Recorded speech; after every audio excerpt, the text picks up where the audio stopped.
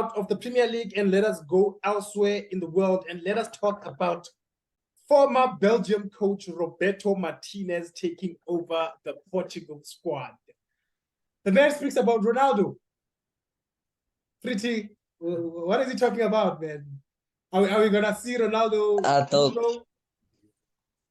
each and every coach, if there is a coach who's going to take on South Africa, he says it's South Africa. Obviously, the first player you're going to mention, it's Ronaldo. That's how it goes.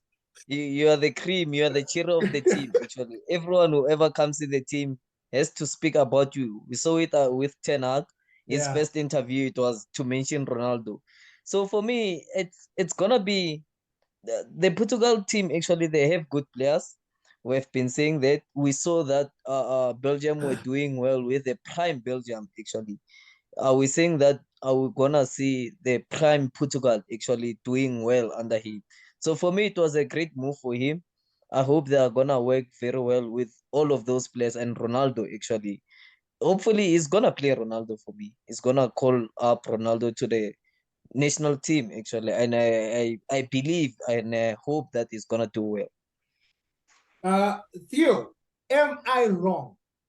Am I wrong to say the man saw that, hey, man, this Belgium squad, I don't see any future here. And he decided, you know what, let me go to a squad that actually has a future. There's young players. There's players at their prime right now.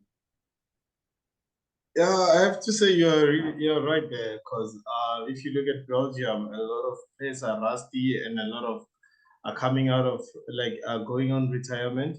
So it's more like you need time to rebuild the squad, and a coach of his caliber doesn't need that thing of building a squad. He's not new to the national team. He's been there. So I think he did good to go and choose a project where there's a lot of youngsters that are hungry to play. And then for choosing Portugal, he can really build a squad for the squad that can win Ronaldo a World Cup in 2026.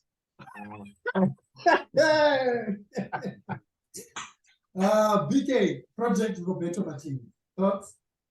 No, it's a good project for him.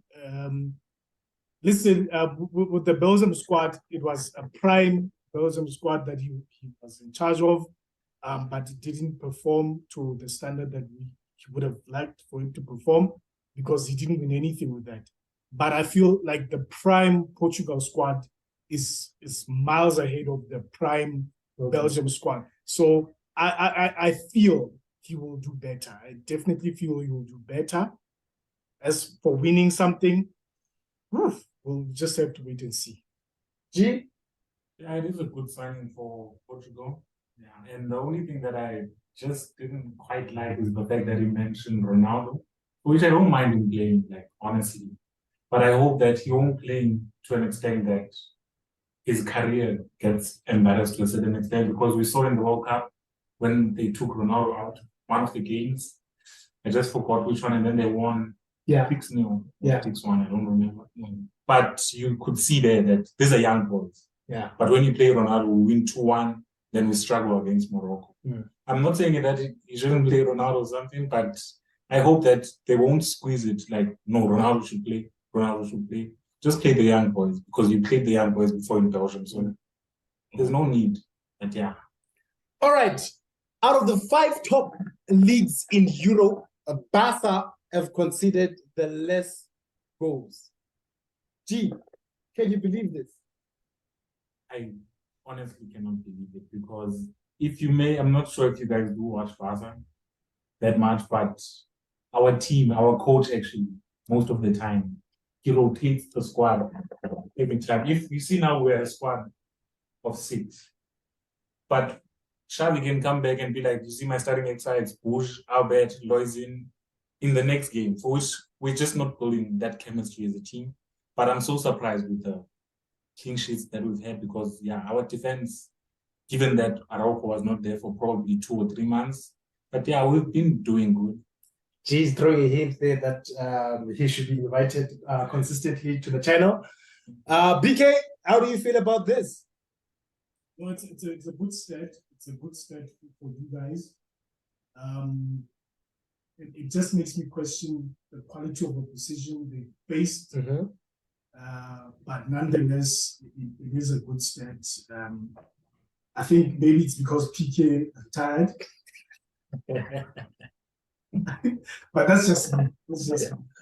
Hey man, when we concede, we concede. When we concede, we concede. By the way, we have a possible classic on Sunday. Yeah. It's possible So Sunday. we'll see that. Theo, Yeah. Basa. Honestly, I am really surprised with Barca doing this good. To be honest, I'm not really watching their games, and I just heard this stat now. But I have to give it up to Xavi. He's really doing a great job. If they are playing like this, it's really surprising, to be honest. Pretty, say something dumb. Aye, Barcelona clowns, dog. I'm telling you. Do you know how many tickets did they fuck up for me, dog? Like, whenever you guys say you wanna consider, you consider goals, dog. How do you consider 3 goals against some weird team there in the cup game there? Yeah. I don't understand. The last game before the Atletico game, Yeah. you played a 4-3 game actually in the cup match. So for me, it's a surprising actually. It does say a threat to other teams, more especially us. Cause we as menu, I feel like we find it difficult to score against teams which are defensive, actually. You understand? So it's gonna be tricky one for Ten Hag actually and his squad actually. So but for me, you guys, you are doing very well in the league. Hopefully you're gonna win the league. So all the best, Pastor. Okay, thank you. Thank you for that, Pretty. But like I'm gonna say it, when we concede, we do concede a lot of goals. All right, I'm gonna throw this one to BK and Pretty first. I'm gonna come to the other guys. Do you guys remember when we started the channel, when it was still young, and we were talking about Allegri and how much he should be sacked and how much he's killing Juve? Well, this weekend we have Napoli, who are first with 44 points versus Juve, who are second on 37 points. They got rid of Ronaldo. That's why they are where they are. No, yeah. Despite that, I mean, I wouldn't say they've been brilliant. I mean, for them to be in Europa at the moment, Yeah, is a train smash, especially given the group that they were in. But Benfica did play well, close to them, topping the group.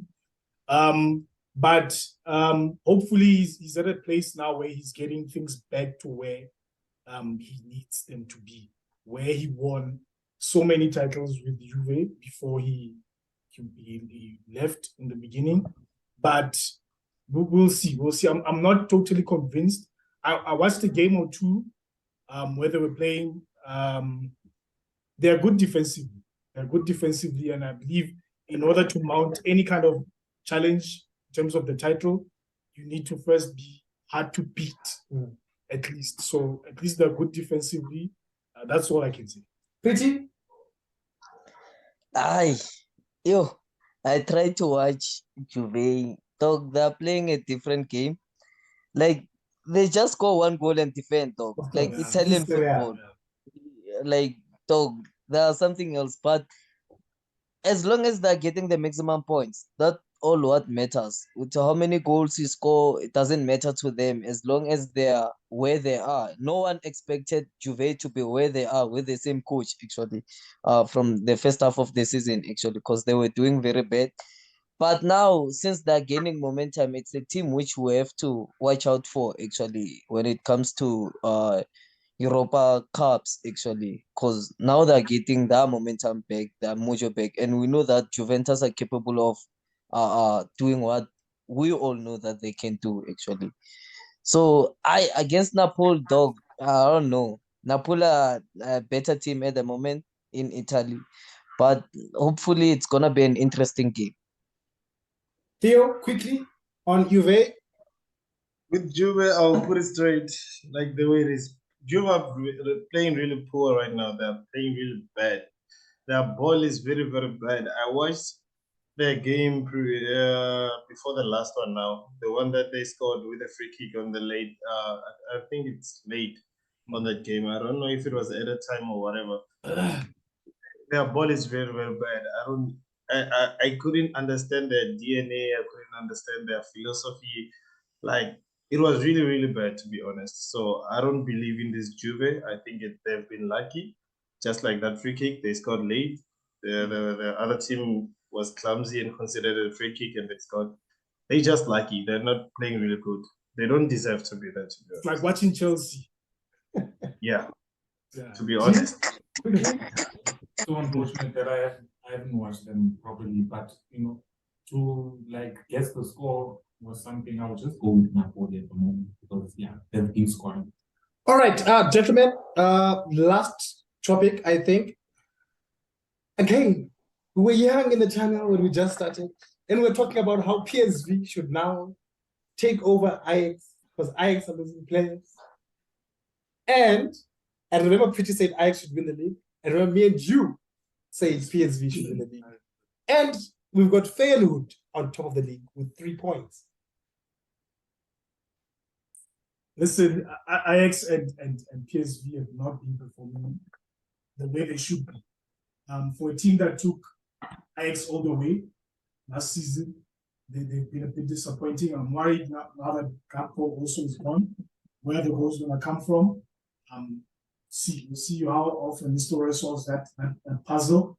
But Feyenoord, kudos to them for being top of the league. It's going to be difficult, especially for Ajax to come back, especially given that they're in Europa now. Yeah. It's going to be a bit tough. So I feel like it's now the time for a Feyenoord, PSV to capitalize on Ajax's form and position in the Europa and in the league now. Theo, any thoughts on the Eredivisie? I think PSV and Ajax's mistake is giving away their best players. I think they are more in it for business, not for the league. Because just like what PSV did with Gakpo, how can you let go of the player that's like giving you goals and putting you at the top in the middle of the season? I think they should have hanged on to Gakpo until the end of the season, and then I think they're in it for business. They won't stay at the top for too long if they keep doing this, because the other teams, just like Feyenoord, they're building the team for the league because they're not doing it for the market. Pretty? It's a tricky one. I've been there, talked about this, that that side actually it's all about the money actually, as Theo mentioned. Actually, it's funny how I found out that Ajax are suffering in the league, because I was trying to bet there and Betway, and then the odds were against them, against some team which I don't know. I was like, what the fuck. So but then I believe like the league, it's not really gone, because I think it's 3 points difference, if not 4. You understand, for both PSV and Ajax. So, but for me, those teams you can't rule them out because of the manner how they develop players. There are so many players Ajax have developed. There are so many players which PSV have developed actually. The recruitment, it's nice. They can just come up with some young players. They do still have players in their squad. So, but hopefully they're gonna do well for me. They're gonna do well. Both teams still have a chance. Yeah. G, any thoughts? As the gents just said, it's all about money. And I think last season it was a bit predicted that Ajax, they might start fumbling a bit. So Away. Gentlemen, thank you for your time. See you next week. Unfortunately, I will not be here on Thursday. I'll be back on the weekend, though, to watch those games. BK, holla at them. All right. Thank you so much, gents, for joining us. If you're watching, please subscribe, please like, please leave a comment. This weekend promises to be a banging weekend. It's the derby, man. It's the derby, United versus City. Let's see what happens. Arsenal at the top. Let's see what happens there as well. A possible El Clasico. I'm excited. Let's see what happens. Away.